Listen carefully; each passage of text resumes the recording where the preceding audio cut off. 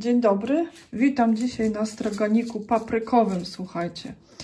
W tym roku postanowiłam troszeczkę więcej uprawiać gatunków papryk niż w zeszłych latach.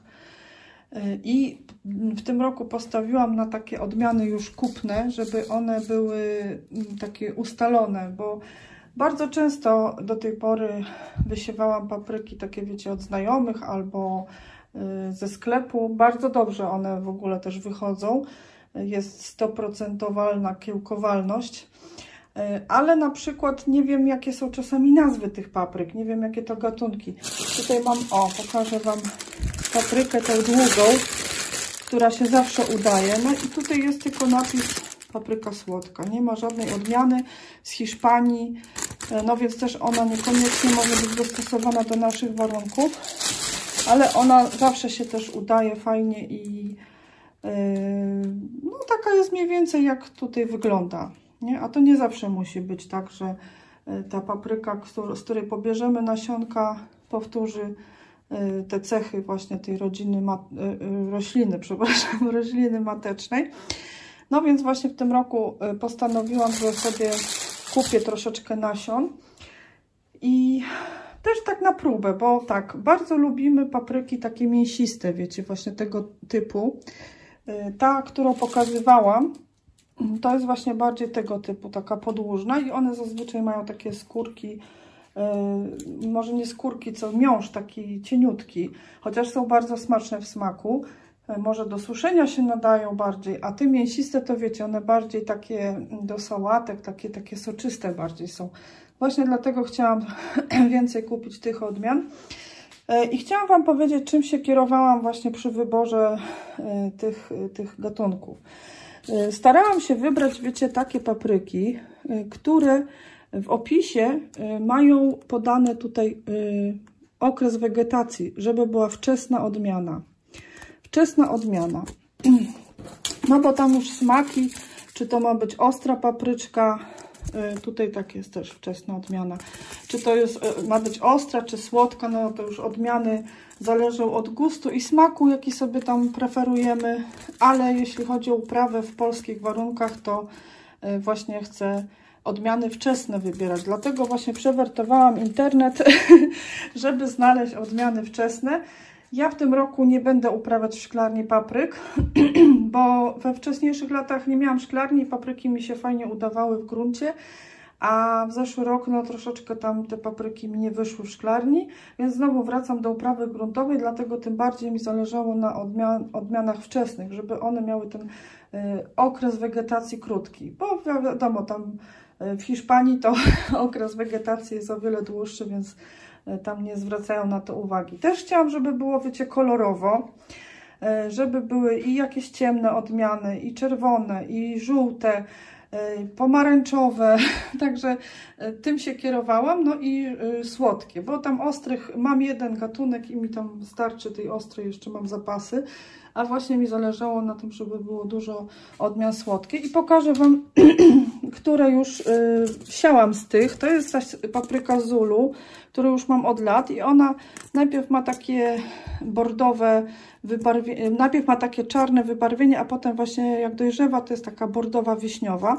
Ona właśnie zyskuje na smaku w miarę dojrzewania, bym powiedziała, bo wcześniej to jest taka bardziej dekoracyjna i też tutaj jest wczesna, plenna odmiana, więc ja zawsze z niej dosyć fajny plon zbierałam. No to ta Zulu. Z żółtych papryk wybrałam sobie taką z lata. Może Wy znacie już te papryki, nie wiem, bo pewnie tutaj już się powtarzają te gatunki. No i też właśnie, żeby była wczesna. Tutaj papryka słodka Zorza, to już nawet sama nazwa Zorza sugeruje, że ona będzie taka właśnie wczesną papryką. I ta jest taka, chyba niezbyt gruby miąższ ma. Może to jest też taka właśnie popularna w sklepach, jak jest sezon, nie wiem, zobaczymy. Będę Wam wszystko opowiadać w trakcie upraw. Tutaj wybrałam dwie takie siostrzane Corno di Toro Rosso i Corno di Toro Giallo. One są właśnie takie z cienkim miąższem, z cienką tą ścianką.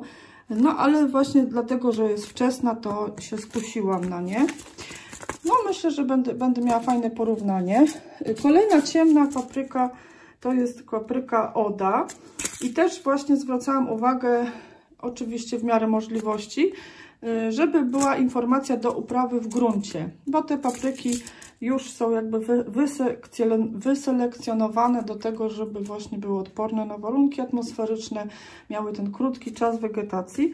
Tutaj jest nawet informacja bardzo wczesna i plenna odmiana. No i podobał mi się kolor jej również i wygląda na taką grubą, mięsistą.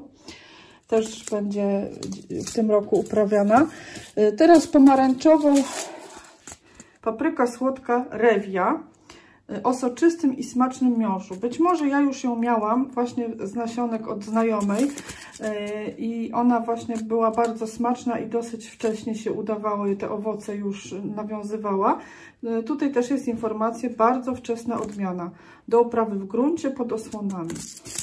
Także tym się właśnie też sugerowałam, żeby były informacje do uprawy w gruncie. No i zostały nam czerwone, najliczniejsze. One się różnią, nie wiem, te są podobne, może takie same. Tutaj troszeczkę większe. Więc tak, tu są dwie odmiany Roberta i Robertina. One wyglądają na bardzo podobne. Bardzo wczesna, pod osłony i do gruntu. I tam właśnie czytałam, że to są chyba najczęściej takie uprawiane na nasz rynek polski przez takie rolnicze gospodarstwa. No ale wzięłam właśnie dwie, bo sobie pomyślałam, że też porównam. Nie wiem, może któraś mi bardziej podejdzie, może któraś się bardziej uda, więc są tutaj dwie. Później mam California Wonder, papryka słodka, też właśnie taka soczysta i trapez. California Wonder, też tutaj jest informacja, że jest do uprawy w gruncie. Papryka trapez również do gruntu i pod osłony, odporna na niskie temperatury. O właśnie, jak takie informacje są, że odporna na niskie temperatury albo właśnie przeznaczona do uprawy w gruncie, wczesna. Te informacje są kluczowe właśnie dla nas, żeby mieć sukces w uprawie. Odmiana wczesna też właśnie tutaj jest informacja z tyłu, także myślę, że to będą trafione odmiany. No a tutaj już sobie, słuchajcie, wybrałam, nie mogłam się oprzeć, papryka Jolanta. Co prawda ona nie będzie wczesna, bo tutaj jest średnio wczesna, więc może troszeczkę dłużej dojrzewać później. No ale Jolanta, no zobaczcie, musiałam sobie kupić ją. No, bo wcześniej jakoś tak nawet nie wnikałam, jakie są odmiany tak liczne papryk, a w tym roku właśnie sobie chciałam wybrać takie, wiecie, wczesne, do gruntu i też, żeby właśnie były odporne na niskie temperatury. Ja mam taką, wiecie, grządkę za szklarnią i ona jest, ta szklarnia właśnie tą grządkę będzie już osłaniać od wiatru, będzie też się to ciepło odbijać od szklarni i tam myślę, że będzie dobrze tej papryce. Ewentualnie wczesną wiosną zrobię takie parawany z folii, jak już robiłam, żeby właśnie od wiatru to chroniło. Ja teraz będę koniec stycznia wysiewać paprykę, bo znalazłam tutaj w notatkach, że w 2021 wysiałam papryki 19 stycznia. No to moczenie nasion było. I wtedy one mi wyrosły, wiecie, za długie. Miałam 60-70 cm sadzonki. Później w następnym roku, zeszłym, już namaczałam, tutaj jest informacja, 13 lutego. Ale no, teraz mam już szklarnię, więc sobie pozwolę na to, żeby właśnie koniec stycznia, przełom stycznia, lutego już je zacząć wysiewać, te papryki. Ja robię tak jak z większością nasion zresztą, że biorę do pudełeczka ręcznik papierowy, troszkę wody, te nasiona rozkładam, numeruję sobie tam, wiecie, jaki to jest, no, jaki to jest gatunek, zapisuję w zeszycie i takie podkiełkowane nasiona dopiero wsadzam do ziemi, bo mi szkoda jest miejsca w takich, wiecie, doniczkach, multipaletach, bo jak coś nie wykiełkuje, to mamy potem puste okienko, a tak jak już jest kiełek, to jest taka pewność, że ta papryka wzejdzie tam.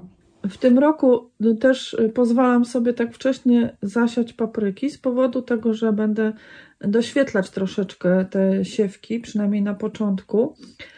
Taki regał zrobiłam w zeszłym roku, tutaj Wam dam link pod filmem, jak to zrobiłam. A też właśnie szklarnia pozwala, że będę mogła dosyć wcześnie te sadzonki wynieść do szklarni, żeby tam właśnie sobie przeczekały na już lepszą pogodę i zahartowały się do wysadzenia do gruntu. Papryka jest bardzo cennym warzywem i takim łatwym w obróbce i przechowywaniu. Możemy z niej mnóstwo potraw robić, też przetworów na zimę. Ja osobiście bardzo lubię paprykę, a jeszcze jak właśnie przeczytałam, jakie ona ma właściwości zdrowotne, to tym bardziej mnie zachęciło, żeby w tym roku popróbować więcej uprawiać papryk.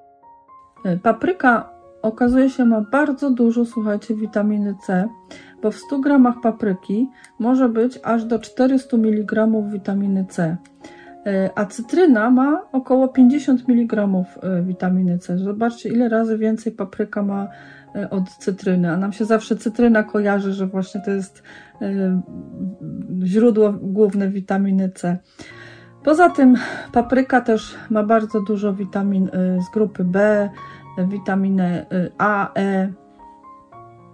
Jest również bardzo dobrym źródłem kwasu foliowego i antyoksydantów, czyli właśnie może zapobiegać nowotworom.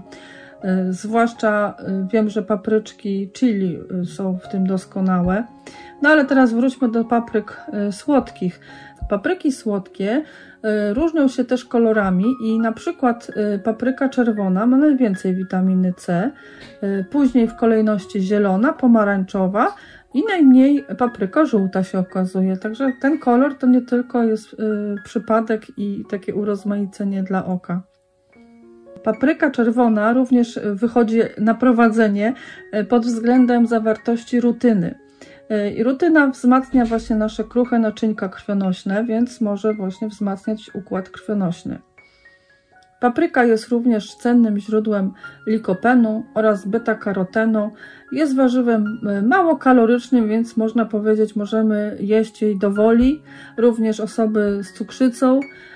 Także bardzo, bardzo cennym jest warzywem, myślę, i warto jej poświęcić uwagę i troszeczkę miejsca na grządkach. No i tak dzisiaj właśnie chciałam z Wami się podzielić głównie tym, jakie wybrałam w tym roku gatunki papryk. Może jest tego dużo, ale ja tam dosłownie parę krzaczków chcę spróbować, więc tego nie będzie sumarycznie bardzo dużo, bo nie będę pola przecież papryk sadzić, ale właśnie chcę sobie popróbować i wybrać ten najlepszy dla mnie gatunek. No i też chciałam właśnie się podzielić tym, czym się kierować przy wyborze, jeśli ktoś na przykład chce paprykę w gruncie sadzić. W szklarni już jest taka tolerancja lepsza, no bo ona tam ma dłuższy okres, może mieć dłuższy okres wegetacji w szklarni, bo mamy sezon szklarniowy dłuższy niż na polu. Ale ja w tym roku właśnie wracam do upraw tylko pod chmurką, tylko w gruncie. Myślę, że może te jakieś moje przemyślenia komuś się przydadzą. Jeśli jeszcze macie jakieś dodatkowe uwagi, to bardzo chętnie dzielcie się, bo ja też chętnie się od Was uczę i bardzo już dużo wiedzy mam od Was, za co bardzo dziękuję. No i myślę, że już czas zabrać się za wysiew i cieszymy się, bo już nadchodzi sezon, słuchajcie. No i na dzisiaj z mojej strony będzie tyle, kochani. Żegnam się już z Wami. Życzę udanego sezonu, żeby właśnie obfitował w kolory, witaminy i przepyszne, świeże warzywa. I w takim razie do zobaczenia, do usłyszenia, do następnego razu. Pa, pa!